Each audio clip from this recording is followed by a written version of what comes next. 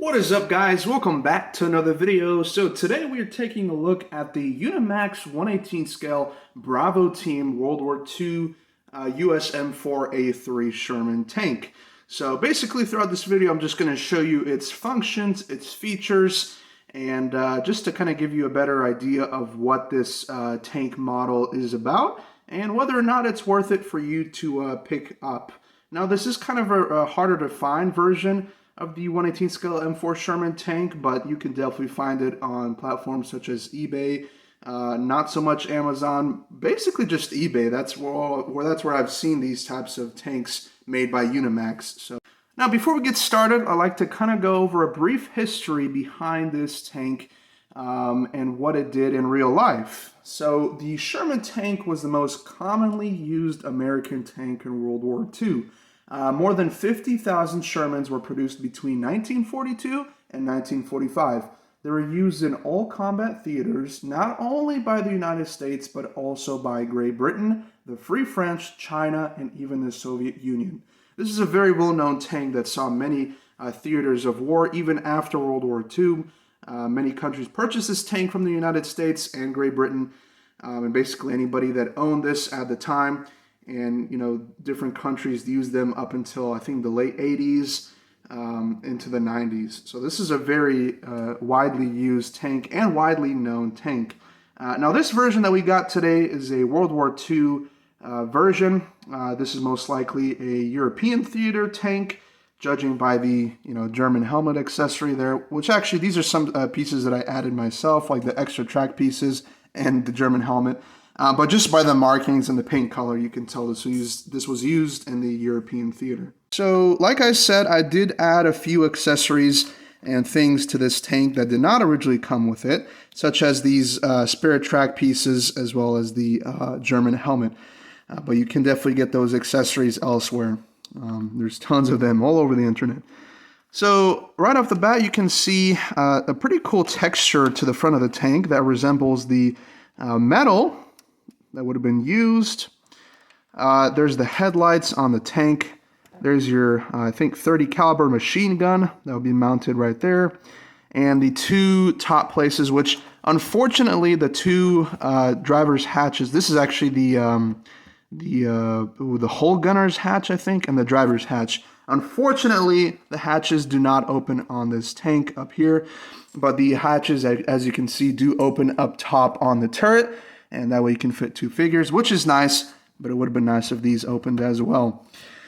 Let's see. Let's move on to the side of the tank. So it does move around. You do kind of have to press it down fairly hard for it to move around, but the tracks do move as well as the wheels. There's no suspension feature on this, unfortunately. So the wheels are kind of in that stuck position, but hey, at least the tracks move. And the tracks are made from rubber, so that's always nice. Same thing with the other side. Love the markings on this tank. You got the flag, and then you got the USA 3066192. And let's move on to the rear of the tank. Not much going on over here. A few other accessories that I've actually added on myself. This tank didn't really come with too many accessories. Let's see here. Oop. These are removable, but you can also take off this back piece right here, or the back storage piece, and just reveals the empty space right there. And then you can put it back on like that. So pretty cool. There's a view of the engine area. These hatches don't open, unfortunately, so it's all kind of a molded piece. Even the weapons are not removable, but cool detail that they added. Nice little touch. And let's move on to the turret of the tank. So the turret does spin 360 degrees around, which is nice. It does move, the gun does move up and down. And you can also see the turret machine gun sticking out right there. So these are very nicely detailed drivers here, or tank commanders. Very nice. They are articulated, so that's always good. Definitely better than the 21st Century Toys articulation. Love that face sculpt, and they're actually the same figure. So same sculpt on both figures.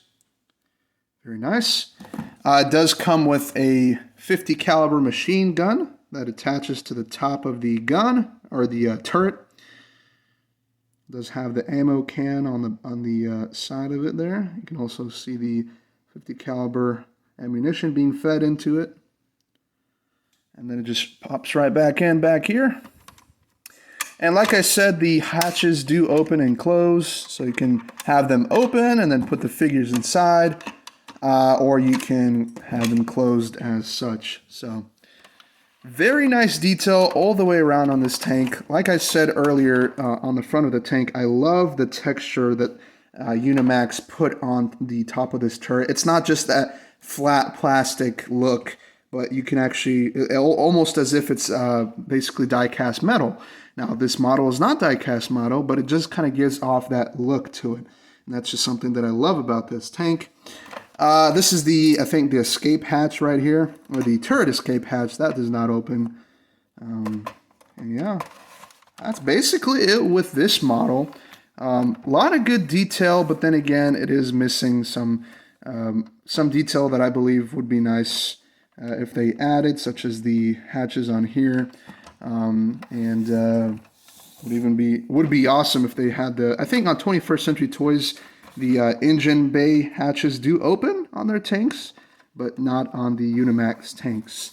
So overall, I'd say this is a definite must-have for any 1/18 scale collector, or just a military vehicle enthusiast in general, because this is a very cool piece to display along with your other vehicles. Yes, you know, you don't have the hatches for the drivers or the engine bay detail. You're missing a few details that I think would have made this a definite 10 out of 10. But because of some of the details missing, and I guess the presentation of the tank itself, I'll probably score it at around 8 out of 10. I know for my last video, I didn't really give a score for my patent tank that I reviewed. If you haven't checked that out, definitely check it out on the channel. I'd probably rate the patent at a 10 out of 10. But for this Sherman, I'll probably rate it 8 out of 10, just how I feel about it.